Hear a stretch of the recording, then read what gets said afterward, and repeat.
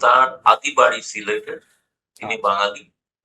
তিনি বাংলাদেশে থাকাকালীন বহুবার তার পৈতৃক বাড়িতে গেছেন এবং তিনি বাংলা ভাষায় কথা বলবেন। এটা একটা বড় সুবিধা। নতুন যে হাই কমিশনার আসতেছেন তার সম্পর্কে আপনি বাংলাদেশের মানুষের সাথে তার সম্পর্কটা কেমন যদি একটু বলেন। না, এটা তো দেখেন, একটা দেশের প্রতিনিধি, মনে করেন আমার বাংলাদেশের দিল্লি যে হাই কমিশনার আছেন, ওনার প্রধান লক্ষ্য হচ্ছে বাংলাদেশের স্বার্থ রক্ষা করা। এই বিষয়ে উনি কিন্তু কোনো রকম ছাড় দেবেন না। এটা তার কাজ, এটা তার দায়িত্ব। হ্যাঁ, ইনি অবশ্যই। শপথ নিয়েছেন এটার জন্য। ঠিক একইভাবে অন্য দেশের রাষ্ট্রদূত বা হাই কমিশনার কিন্তু একই কাজ, তার দেশের স্বার্থ রক্ষা স্বার্থ করতে রক্ষা এখানে করবেন। আসবে।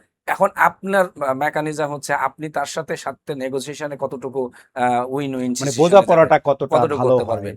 তো ওয়ার্কিং। আমি নিশ্চয়ই উনি যেটা নাম বললেন আমরাও এটা করেছি, জেনেছি।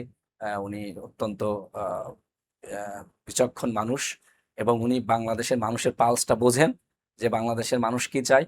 আমি মনে করি যে উনি হয়তো বাংলাদেশের সাথে সম্পর্কটা মানুষের মানুষের যে সম্পর্ক, কোনো ব্যক্তি বা দলের সঙ্গে নয়, এভাবে হয়তো এগিয়ে নিয়ে যাবেন। জি, দেখা যাক জি, ভবিষ্যতে। দাদা কি বলেন সন্দীপ? নতুন হাই কমিশনার। বাংলাদেশ হাই কমিশনে উনি ডেপুটি হাই কমিশনার ছিলেন। জি, জি। এবং যখন পঙ্কজ সারন যখন হাই কমিশনার ছিলেন এবং তার আদি বাড়ি সিলেটে। তিনি বাঙালি। তিনি বাংলাদেশে থাকাকালীন বহুবার তার পৈতৃক বাড়িতে গেছেন এবং তিনি বাংলা ভাষায় কথা বলবেন। এটা একটা বড় সুবিধা। তিনি অত্যন্ত বিচক্ষণ এবং যেটা বলেছেন মামুন সাহেব, যে তিনি অবশ্যই ভারতের স্বার্থ দেখবেন, কিন্তু অভিন্ন স্বার্থে কিভাবে দুই দেশের সম্পর্ককে উন্নত করা যায় সেটা কিন্তু আমার মনে হয় সন্দীপ বাবু তার একটা মুন্সিয়ানা। তিনি, আপনি হয়তো জানেন যে বহু আহ, তিনি আমি যতদূর জানি, তিনি মনে পড়েছে আমার 2014 নির্বাচনের সময়ও তিনি ছিলেন। তারপরে যখন তার আগে ভারতের রাষ্ট্রপতি সফর করেছেন তখনও তিনি সেখানে উপস্থিত ছিলেন। সেই সফরের তার দায়িত্ব তিনি ছিলেন। তিনি নিঃসন্দেহে আমার মনে হয় বাংলাদেশের বহু মানুষের তিনি পরিচিত একজন। বহু মানে নেতা, মন্ত্রী, সাংবাদিক, পুরনো সাংবাদিক যারা, তারা এক কথায় ওনাকে চিনবে না। জি, এবং জি।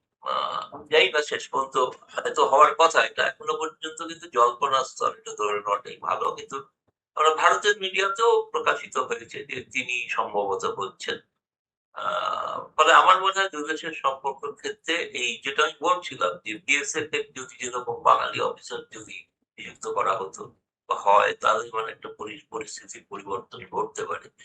এমনি দু দেশের সম্পর্কে আলাপ আলোচনার সময় অনেক সাধারণ মানুষের সঙ্গে যখন হাই কমিশনার কথা বলেন বা বলবেন, তখন তিনি যদি তার নিজের সে একই ভাষায় কথা বলেন, তাহলে একে অপরকে বুঝতে, প্রথমে একটা কথা হয় না, দেখা বলে প্রথমেই জিজ্ঞেস করে, অনেকের ধারণা ছিল ভারতের প্রেস ক্লাবের সভাপতি গৌতম নারী মানে বোধহয় অবাঙালি। তবে যখন বাংলা বদলাম তখন বললো, ও আপনি বাঙালি।